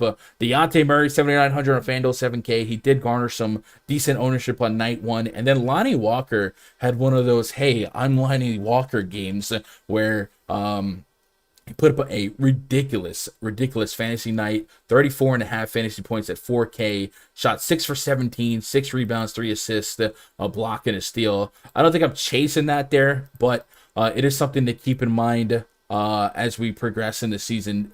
Is Lonnie Walker going to continue to evolve minute-wise and as a player? Rods, I'm okay with not having any Spurs exposure, and Jokic is kind of the beginning and end of my Nuggets interest. I could make a case if I needed to for Barton, Morris, but I don't know that I feel like I'm obligated to get there. Are you in agreement with that? I think you're sleeping on the Spurs here a little bit. I think Denver has some weak spots on defense you can really attack. I think DeJounte Murray at 7K on DraftKings, again in that price point with Van Vliet, Lonzo, a little cheaper than LaMelo Brogdon, but again, he's a guy. I mean, again, last game 31 minutes. If he sees a little bit above, maybe 33 minutes, he shot 6 for 17, improves that. That's 45 to 50 fantasy points at 7K. I like that. Poeltl. I mean, you get whenever this guy gets minutes, he's usually a fantasy monster. So you give him 30 minutes, I think Poeltl could be a 7K player real fast. So I like it. Jakob Poeltl, give him some Murray, and if you want to bring it back with some Jokic, I think, and maybe even some Barton. I think Barton had a pretty good game last game too. His usage is definitely up with no Jamal Murray there. He has some of those. He has some of that playmaking duty. He got 5 assists last game. So Barton, Jokic, Poeltl, Murray. I think a mini game stack in this one. I think you're sleeping on this game, Gun. Game has some pieces. Well, don't wake me up because I'm getting some good rest here. But I just put it in chat. Whenever me and you disagree, I know I'm making a ton of money tonight. I just know it. I mean, but why not DeJounte Murray at 7K? Why not Poeltl when you see 30 minutes at 5.7? Sure. I don't think I'm excited to play like Poeltl, especially if Embiid got ruled out. Like, there's no way Andre Drummond loses a 1v1. But I did just I don't know. I do like Jakob Poeltl generally. He is, like you said, a pretty sound points per dollar player. But at 30 minutes, even if he's just a point per minute guy, all he does is hit value. Orlando, really strong game there. 7 assists, feels a little bit fluffy. I expect a double-double, but doesn't really break a slate. He's a good passer. He's a good passer, though, generally. 7 is a little high, but I expect him to average like 4 assists a game. He has been a big that could pass. Yeah, moving on to the next game, Lakers hosting the Suns. We're getting into the last couple of games of the slate. Lakers coming off a night one loss to the Golden State Warriors, and the Phoenix Suns trying to curtain call their game against the Denver Nuggets. Project starting 5 for the Suns. Chris Paul, Devin Booker, Mikal Bridges, Jay Crowder, and DeAndre Ayton taking on Russell Westbrook, Kent Bazemore, LeBron James, Anthony Davis, and DeAndre Jordan. 2-2-2. Another one, too, is our total for this one. 1 point spread in favor of the home team, Los Angeles Lakers. Much was made of Russell Westbrook's very inefficient opening night for the Lakers. We expect days like that. Mama said there's going to be games like that. There'll be games like that. Mama said LeBron and AD thrived from a fantasy standpoint. You kind of expect that to be kind of the narrative. Not the narrative, but the the range of outcomes for the Lakers. Seems like every now and then there's going to be 2 or 3 that thrive. One guy flops. I don't think Russ is going to flop every game, but I'm kind of the high man on Russell Westbrook because he's my favorite player. Individually at 8,600. Real basketball aside, 8,600 is a soft price point for him and what his potential is, and especially you consider the fact you just need 40 plus, and then under 9K for Anthony Davis, man. I don't know. I think when he was on minute restrictions, the last time I seen him this kind of low. And yeah, the Suns are a tougher defensive matchup here, but the responsibility and the pressure to put up 50 plus is definitely lowered when you're 8,900. Had a big game opening night, 11 rebounds, had 26 shot attempts. Makes a lot of sense for Westbrook and LeBron to be feeding him. So I'm fine with Anthony Davis. 39 minutes in the first game of the season is a good sign for his potential floor going forward. So I think that's, even though a tough matchup, arguably a misprice versus what he might be in 2 weeks. And then LeBron, he did LeBron things. He's another guy that I think that the median expectation is probably mid 40s. So I'm not like, I feel like in a 1v1 I'm always going KD over LeBron today. Especially considering the matchup. But AD is the one that kind of struck me as somebody I'll probably get to a little bit more than I wanted to, considering the spot. On the other side here, Phoenix Suns, Chris Paul, DeAndre Ayton, Devin Booker. The Suns just strike me as very, very balanced. And I don't know that on this big of a slate, I'm going to miss out on that true ceiling game from one of these players. Maybe there's some meat on the bone at Chris Paul at 7,300, but I'm not forcing the issue here. I think for this game, I'm most interested in AD, a little interested in Westbrook, but nothing here is a priority. I can't wait for you to tell me that this is a game stack. Your thoughts? No, I think I'm with you here. I think it's going to be kind of a defensive, slow down game. I do think LeBron and AD at their prices, even Westbrook. I mean, people like disrespect LeBron like he's not going to give you 50 a night with 60-point upside. Obviously, in this Phoenix matchup, not the same type of team as Golden State. But at 9K, I mean, if LeBron and AD, combine and outscore Durant and Harden, no one's shocked. You probably expect Durant and Harden to outscore, but no one's shocked. So I think they're interesting. Westbrook, I mean, if you think they might force feeding the ball or have the ball in his hands a little more to get him, assimilated to this team, at 8'6", he has that 40 to 50-point upside. So I think all three of those guys are in play. These peripheral pieces, I'm not really, probably not going to take a shot on. Malik Monk, 3,700. I mean, we haven't really talked about a lot of 3K guys today. The 3K guys, it's pretty shallow. There's not a lot there. Yeah, so if you need a 3K guy to get some studying, Malik Monk is interesting. He can always get hot. Should be out there. Bazemore's priced up. Don't want that. Phoenix side, like you said, they're kind of a balanced team. Booker's at 8.2. He's priced up. Chris Paul at 7.3. That kind of 6,800 to 7.8 point guard is stacked today. With Paul, Brogdon, LaMelo, VanVleet, Lonzo, all in spots. So probably don't get to him, but I think he's probably interesting in tournaments at 7.3. We've seen his upsize. DeAndre Ayton at 6.7. Again, not someone I'm running to, but that's cheap for DeAndre Ayton. He's going to play 35 minutes here against the Lakers, who are big. So if he can get you a 20-10 game at 6-7 with a couple blocks and a steal, he definitely get it done. So there's pieces here to be had, but not anyone, you're kind of tier 1-ing or coring. Yeah, I'm in agreement with that. Usually I like to, late night hammers are a thing, but not a thing. I like having some guys to sweat at the end of the night. This game doesn't excite me from that standpoint, but maybe the next game will. Main event tonight, chat. Take a pause for the cause before we jump into it. Remind you guys that if you want to hang out with me in about 30 minutes, I'll be in the RunDFS.com NBA voice chat, sweating the news, the information as we get to the 0 hour. Wait for the Joel Embiid news. Yeah, click when you do sign up, go to NBA in the Discord, click NBA chat. There's probably going to be like 20, 30 of us in there. You don't have to grab a mic and talk. You can just listen in, type your questions if you wanted to. But it is a fun part of the process. And then, of course, I'm tweaking my projections nonstop, minute by minute, as news comes out. And you guys can get access to my personal projections, the player props tab. And then, of course, I'll dress up my personal player pool tab if you care to cross-reference yours to mine. RunDFS.com. Get yourself signed up, man. Home of millionaires, thousandaires, hundredaires, and negative lifetime players like Raj.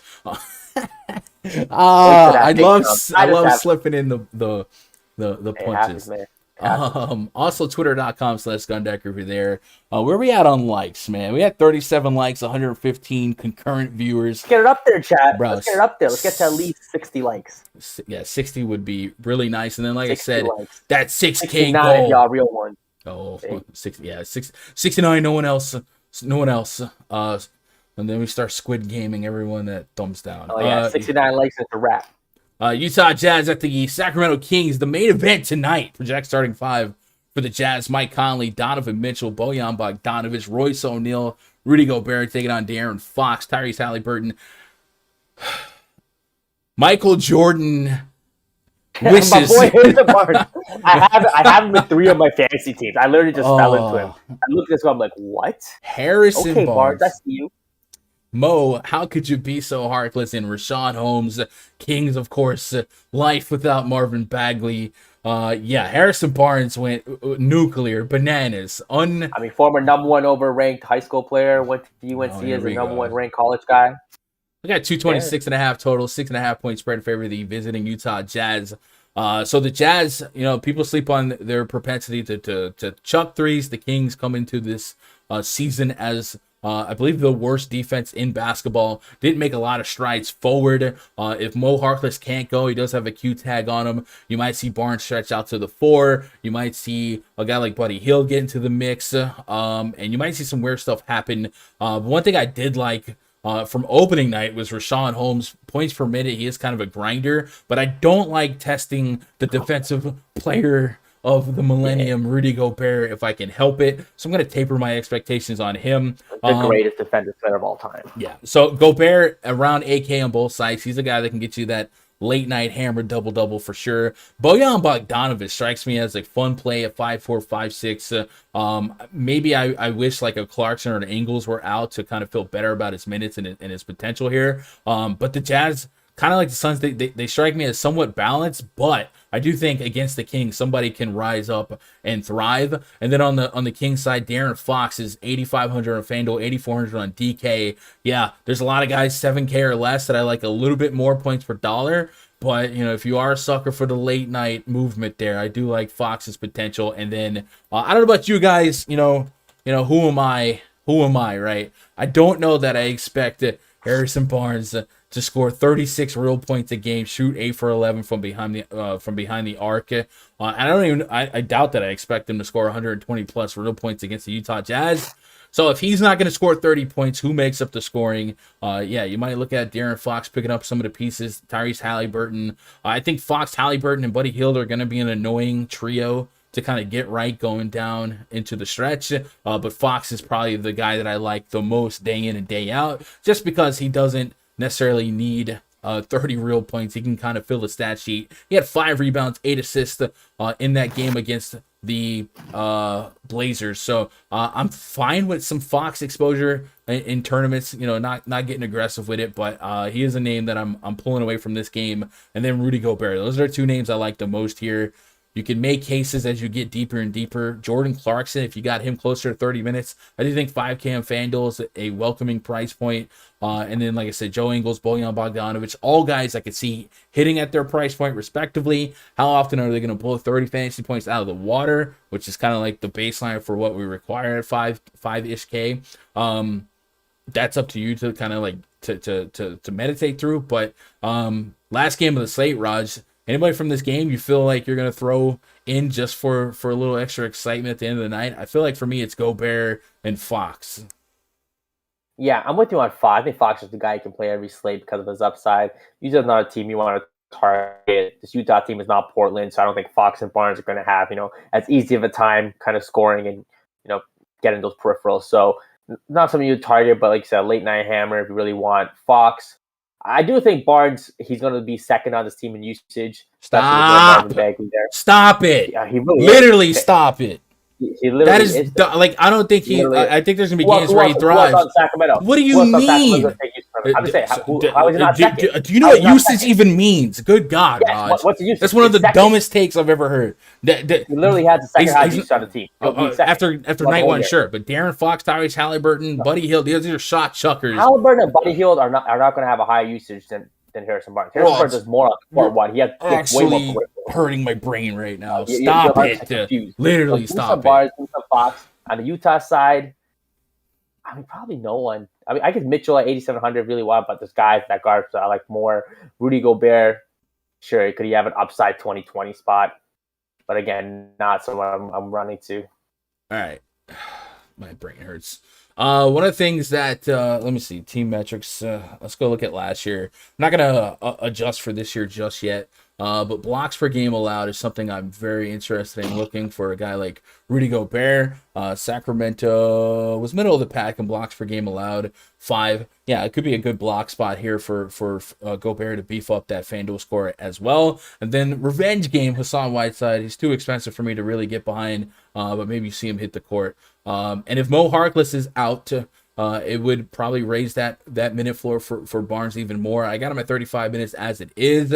And then your guess is as good as mine. What they're going to do behind him. They're going to be completely outmatched size-wise in that front court without anyone. So Gobert should be able to feast accordingly. So I like a couple of plays here. Raj, you hurt my brain so much today. That is our Slate chat. If you guys got lasting questions or comments, concerns, we definitely got a little bit of time to vibe out. We got 130 people out here. Yeah, I appreciate every single one of them for dropping in. Like I said, thumbs up would be sorely appreciated. We got 46. 60's the goal, man. Please, I'm begging you. Get the 60 chat, and then also get to the subs. I'll tell you what. If we get to 60, I'll drop a video in the morning. Huh? Nah, that's kind of cheap. For 13 more likes, if we get to 70, I'll drop a video tonight. We do these live streams every day. If I drop a video on a Saturday morning, it'll be beside a random cutie. We're definitely doing. I think the live stream schedule is gonna be every day, Monday through Friday. I won't do a live stream here tomorrow, but I will be on the Osmo NBA Deeper Dive. That's gonna be 2 hours before lock, I think. So if you guys want to hang out a little bit more, make sure you I doubt any one of you guys watching is not subscribed to Osmo, but make sure you are subscribed to the Osmo channel as well, and we'll discuss the Saturday slate over there.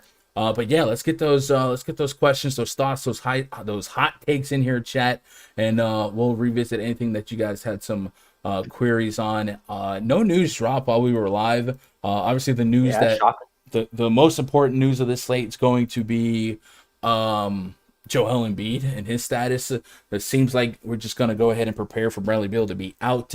But that's it. Knock on wood. That is it. So let's get caught up here. What up, Josh Gilham? What up, Simon Lung? Oh, Sleepy Joe. I agree with Raj, but tonight is not a Harrison Barnes night. What up, Jared Bell? Yeah, I'm not taking the court. No, I think expecting him to be number 2 in usage is strong. I think he'll be the second most highest usage guy throughout the whole season. I think that's extremely strong. I think you don't understand what usage really is.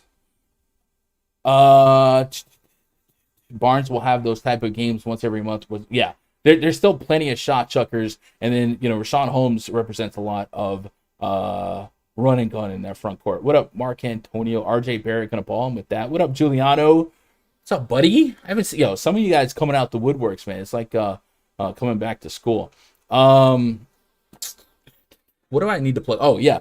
So I got the email from PrizePicks. Jordan Gold sent it out. So if you guys are watching around the Washington, D.C. area, and you always tune out when we're doing the PrizePicks plug, well, it looks like, as of today, Washington is, or D.C. is now, or PrizePicks is now in D.C. So if you do watch and you're in the D.C. area, check out PrizePicks, man. Prop betting is very, very fun. They kind of have the parlay style meeting the prop bets. So you get a couple of entries on a ticket.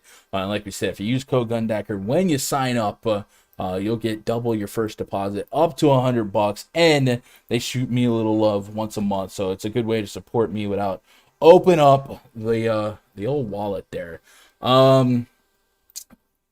Otherwise, chat, you guys got anything? I think it. Thinking back to the slate, yeah, if Embiid is out, we got just one 10K plus guy. So I could see a lot of balance in my life. You mentioned value. We I think didn't he plays. we didn't we didn't talk about a lot of 3K, 4K guys. In my soft projections from this morning before I went live, or this afternoon before I went live, in terms of points per dollar, who was projecting the best? Well, I'll go pull up my projections here. Hit OK. Scrolling Georgia kind of slow. State. Let me take out the NAs right now. I gotta fix PJ Washington. Trey Murphy shot up. He's $100 above min price. Remember with Josh Hart out, minutes for him and Najee Marshall a little bit more solidified. Not that 23 fantasy points excites me, but if you're a point per dollar sucker, he does all right. Scotty Barnes was very hyped up. A lot of people liked him on opening night. The whole team kind of fell flat. If you expect them to rebound and progress, The rebound spot. soft projections had him over 30 fantasy points, so that comes back over 7x value. Jalen Suggs, Jalen Green, guys that profile pretty well. Keep an eye on Nick Claxton. Drew a somewhat surprise start against the Bucks. I do think that won't be an every game situation, but per minute he has proven to be a problem, and even make the case that when he's if he's off the bench, maybe a little bit more usage, although he does strike me as a player that I feel better when Harden's feeding him. And then not many other guys in the 4K area or less that are profiling pretty well. So yeah, this might be the night of the balanced lineup. But there was plenty of guys in the 5, 6, 7K range that I thought were extremely viable. What up, EB? Sonkic says, I refuse to target centers against Joel Embiid, but there's a decent chance he sits out tonight's game. If that happens, Claxton will vault up my center rankings. That's very fair, Sonkic. My only pushback is the front court for the Nets could be pretty saturated. The other thing I wanted to stress, I mentioned it earlier, but we got a little bit more viewers now. The Sixers without Ben Simmons took a step backwards in terms of defensive efficiency. The Sixers without Ben Simmons and Joel Embiid would take a giant step backwards in terms of defensive efficiency. So the path to the Nets being a little bit stunning offensively is there, and maybe that game or maybe the Sixers go above, or the Nets go above their team total. What do you think about Kelly Oubre tonight? So if it sounds like Terry Rozier said that he was 98% sure he was going to play, so we put that as probable. 35 minutes for Oubre is probably a little bit of a strong expectation, so we'd probably walk back maybe at least 10 minutes. Looking at that rotation for the Charlotte And he's Hornets, 5,500. yeah, that's kind of a price point where you need that 30 plus fantasy point production here. But let's see, Oubre started that game, played 34 minutes, closed out the fourth quarter as well. I would have to expect that to walk backwards. There's a world where Hayward starts at the 4 and Oubre could also just still be a 28 plus minute type of player. So I wouldn't maybe abandon ship, but just thinking about usage rates, if all 4 of those guys were on the court at the same time, Oubre has to be 4th, maybe 5th option. So I wouldn't be that excited about it with Rozier pending. If it comes out Rozier, cautiously misses another game, I don't think you're out of pocket to go there. But I don't think I'm on it with Rozier probable. What up, Patrick Reed? Quick one. Which game tonight has the most tendency to be a bust? Maybe the Wizards turn into maybe the Wizards. Yeah, the Wizards could be like the Bucks last night. Yeah. It's a great example, right? Bradley Beal is their best player easily, guy that's probably going to represent 30 plus real points. And I have more respect for the Pacers, a healthy Pacers team defense. Last year they were limping through time to time. This is kind of a high total in my opinion, for this game. And if you take out Bradley Beal, I think a lot of love will go towards the usage boost on Dinwiddie, on Kuzma, guys like that. But I definitely think there's a world where the Pacers kind of put him down, put him away here, because they're somewhat healthy, right? They're still not with not with LeVert, TJ Warren, but they still are pretty doggone good in my opinion. So that would be my answer to that question. Obviously, I'm not gospel. Who am I? Oubre and Marketing tonight on Fanduel at small forward. Do you really got to get there? Oubre and Marketing, yeah, I don't think you want any of those guys. None of those guys are really that exciting. Let me see what that price range is. I mean, if you're flipping a coin between the two, I don't have enough strong enough tell on either to feel great about it. But I guess if 5,100 is our budget for that small forward spot, just seeking that area. If you can get 500 more, Kyle Kuzma, I still think could outperform that price point. But oof, yeah, it is pretty rough down here. No one really even below that too. So I guess if your back's against the wall. Man, that's yikes. I don't want to say what we say in the Discord, but that's A or C question. I just don't think you have to get there at all. There'll be other options. Yeah, I would want to start over. Oubre was good for 19 Fanduel points. Markkinen's role could be a little bit different. Like when you think about his debut or his first year or so with the Bulls versus what he turned into last year, maybe he goes back to a high peripheral type of player. Got almost a double on opening night. Maybe Markkinen, but I don't have a conviction on it either. So I don't want to. Please don't let me be the coin flip there because I'd probably lean Markkinen, but I'm not. It's not a high level of confidence. Gillamp says 100% Drummond if no Embiid. For me, probably. I just don't see how he doesn't hit value at that price point, right? Like he's priced to where 30 would be just fine for me, you know? And I'd make a case that he could be an AK player fantasy-wise with the potential minutes boost for him today against an undersized Nets team. So if we put 19 minutes to 30 minutes, I definitely think 30 plus fantasy points is almost a given, and then 40 plus is just I would probably lock Putnam if Embiid was out. Jim says, hi Gun, my core is SGA Wood Sabonis. Thoughts? Is that Christian Wood? I think that's fine. Usually I don't like to put 9 to 10k guys as part of my core. I like to find the guys that are 6 to 8k that I feel like have too much meat left on the bone. But I don't have any individual quarrels with any of those guys. I plan to have a lot of exposure to the Sixers tonight. Maxey and Harris are strong plays no matter what. Yeah, Tobias Harris, I'm in on that. And then if Embiid is out, I think locks. You would probably see a lot of Maxey, Tobias, and Drummond lineups everywhere. So, and it makes sense. So I'm not pushing back. I just say with the Raptors, VanVleet, OG, and Scotty Barnes, all three had 25% usage rate first game. Obviously, one game sample size, but they all shot really bad. Like, I'm not just being a homer. I just think it's a really good bounce back spot for them. They're not going to shoot that poorly with their talent. Sure, but I also think the Celtics will be one of the best defenses in the East. So yeah, how many points did they allow to the Knicks in regulation? I know that went double overtime, so scores low, whatever. I don't know if it's under 100. Yeah, okay. Yeah, I don't expect the Celtics to be a great bounce back spot, but maybe they're still value price wise, like 6,900 for VanVleet. Y'all got priced down. Yep.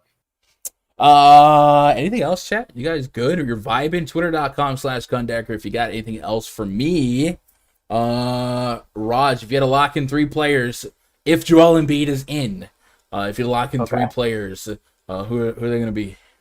If Joel Embiid is in, I'm locking in Brandon Ingram, Fred VanVleet, and Zach LaVine. Holy crap, those are okay. Yeah, that's terrible. Terrible. That's amazing. All right, I'll see you at the top. Oh wait, you won't be there. I'll see myself at the top. And chat, if you listen to my plays, I'll see you guys with me. No, absolutely not. For me, it's probably gonna be Melo. If I pick 3, basic. Basic. Okay, buddy. Give me Melo. Give me SGA, and Christian Wood is really, really cheap on DK, and that's a good run back to SGA. So SGA, Christian Wood, and LaMelo. But man, do I love the 7 to 8K range today. How do you feel about Duarte? 3v3 bet? 3. Wait, those. Well, no, because so. What were your 3? My 3 were LaVine, Ingram, and what was my third? I totally just forgot. VanVleet. VanVleet, yeah. VanVleet, Ingram, and LaVine. Versus LaMelo, Christian Wood, and SGA. So 3v3 DraftKings scoring. Yeah, Levine, Ingram, Yeah, I'm in on that. and How much? Bentley. How much? Okay, How much? a 20 spot. $20? American $20? Yes, it's always been American All past right. few I'm bets. in. Chat, we'll lock that in. $20 So, bet. Levine, Ingram, Van Vliet versus Melo, Wood, and SGA. Yeah, I'm on $20 on that. 3 studs to fade. Man, studs is such a subjective term today because no one's 10K. Would imagine one of the 3 Lakers falls flat here. I haven't looked at ownership projections, but man, context of the word stud. Maybe people chase the Brown game, and maybe it's a Tatum game. Like Tatum had a lot of shots. Like I think people sleep on how many shots Tatum took and didn't make. People overreact to bad shooting nights. He shot 7 for 30. Jason Tatum is not shooting what percentage? He's also not going to take 30 shots, but he's not. But he had a tough. I'm saying he's going to take 22 shots. He might shoot 12 for 22, get his peripherals, 50 bomb at 8,800. I'll take that. Yeah. We got the 60 likes, 70 likes. I'll do a preview video for tomorrow. Otherwise, the live stream will be back on Monday, but I will be on the Osmo NBA Deeper Dive tomorrow. So make sure you guys are subbed to the Osmo channel and hang out over there. Drop them years, the Year Nation taking over. Otherwise, man, I guess that's it. Raj, you got any send-offs before I kick you off? Play the Raptors. Play the Raptors. They're in the spot. All right, Raj. Well, we'll catch you Monday. I'll be looking for that $20 tonight. Hey, you can. Yeah, you know my PayPal. You can send it to me. Yeah, you better send it to me. I've been losing to for a little too long. A couple bets. Loser says what? Click. Get them out of here, chat.